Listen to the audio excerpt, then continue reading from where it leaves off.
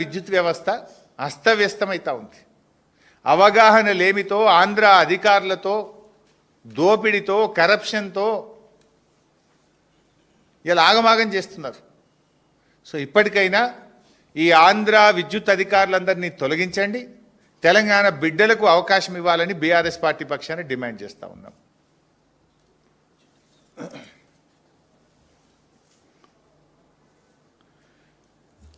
మా అన్న ఒకటి గుర్తు చేస్తుండ్రు, ముఖ్యమంత్రి గారు ఇలా పర్యటనలు పోతున్నారు, వెళ్ళాలి. ఎంత ముఖ్యమంత్రి గారు ఎంత తిరుగుతే అంత మంచిది. We're not against to that. కానీ ఇలా ఎన్నికల కోడ్ను ఉల్లంఘిస్తూ ఉన్నారు. రాష్ట్ర ఎన్నికల సంఘం నిద్రపోతూ ఉందా?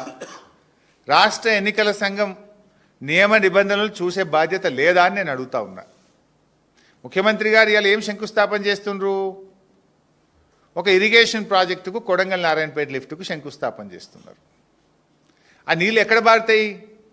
గ్రామాల్లో కదా పారేది. నేను మున్సిపాలిటీల కొబ్బరికాయ కొడుతున్న కోడ్ వర్తించదంటే ఏదైనా ప్రత్యక్షంగా పరోక్షంగా ప్రజలను ప్రభావితం చేసేది ఎన్నికల కోడ్లోకి వస్తుంది. ఆ మీటింగ్కి వచ్చిన మహిళా సంఘాలను ఐకేపీ వాళ్ళే ఆర్గనైజ్ చేసిండ్రు. మహిళా సంఘాలకు బస్సులు పెట్టి తోలుకొచ్చింది ఎవరు? గ్రామాల నుంచి తోలుకొచ్చిండ్రు. మహిళా సంఘాలను అధికారులు తోలుకొస్తున్నారు. ఇవాళ మీరు శంకుస్థాపన చేస్తున్న రోడ్లు కావచ్చు, ఇరిగేషన్ ప్రాజెక్టు కావచ్చు, ఇవన్నీ కూడా గ్రామాల గుండా వెళ్ళేటువంటివే, గ్రామాల ప్రజలను ప్రభావితం చేసేటివే.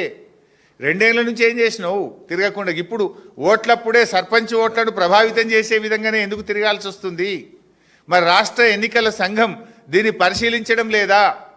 తక్షణమే రాష్ట్ర ఎన్నికల సంఘం రివ్యూ చేయాలి, పోలీసుకు డైరెక్షన్ ఇచ్చి కేసు నమోదు చేయాలి, తగిన చర్యలు తీసుకోవాలి.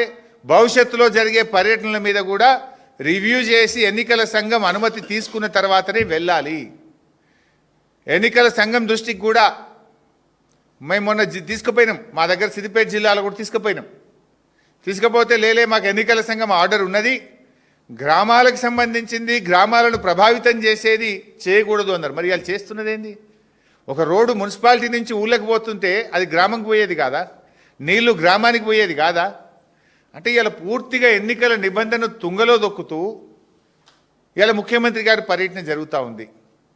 రాష్ట్ర ఎన్నికల సంఘం చట్టపరంగా న్యాయపరంగా యాక్ట్ చేయాలని, నియమ నిబంధనలు పాటించాలని బీఆర్ఎస్ పార్టీ పక్షాన్ని డిమాండ్ చేస్తున్నాం.